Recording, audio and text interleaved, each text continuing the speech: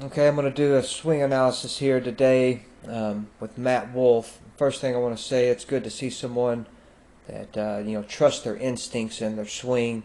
This is a very dynamic, athletic swinging motion, and it's great to see kids like this on tour.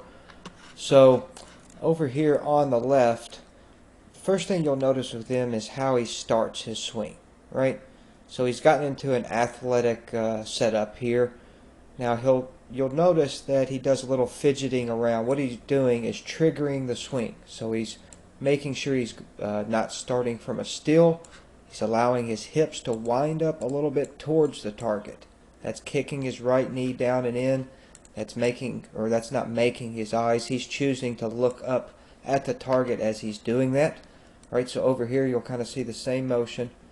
Right, there goes the kick in. You can see the left pocket of his pants now where his hips have wound up this direction. Now he's looking here. What that's called is a trigger, and that triggers the beginning of his golf swing. That'll help him stay athletic, dynamic, keep his rhythm and timing and tempo throughout the whole motion so he doesn't have to start from a still. That's just how he's choosing to do it. There's been a lot of great players start their swing in that way.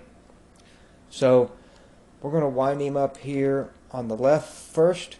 You'll notice with his iron, he's definitely more over top the ball as far as his spine angle than with his driver, which it should naturally be that way.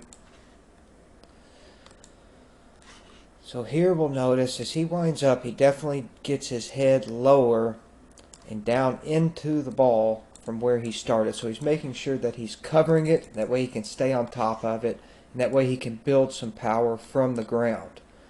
Because when you watch his leg action, so here's his right leg at this moment, and kind of here's his left, right? So when we wind to the top, you see the right hasn't changed in its flexion a great deal, but the left definitely has. He's definitely driving that down and in, putting a lot of power and pressure into that left foot. The left heels came off the ground here, back on the ground. From here, you're going to see him just unwind the core to the target and use his left leg as a hitting post. So we'll get him into impact. You see he's down on the ball from where he started. From here, that's where the left leg's starting to straighten up to brace for the hit. You can definitely see that his hips and his core have unwound towards the target to pull all the power through. He's able to build a tremendous amount of power from the ground with the way he hits.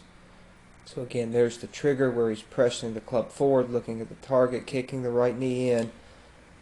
Right there was the forward press. Now when you look at his left leg action here, you can definitely get a sense of just how dynamic it is. And from here he's able to really let that left knee unwind from its position, and you can see the brace he's developed here. Sam Snead used to call this riding a horse.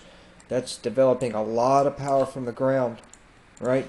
And as he comes and starts to unwind into his hit,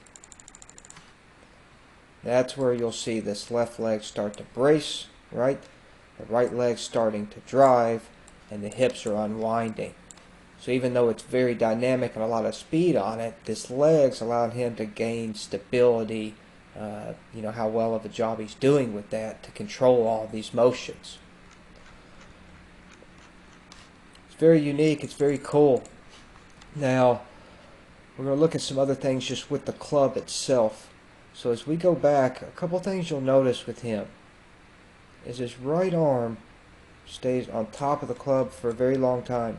It doesn't even up with his left arm ever during the backswing. Again, it's staying on top of the club, and the club itself is not hinging. He's letting it float, so that means he's going to allow it to down cock, and that's where he's going to be able to gain his leverage and speed. So again, from here, he still hasn't hinged the club. Now's where you see the hinge, or as he's on the downswing.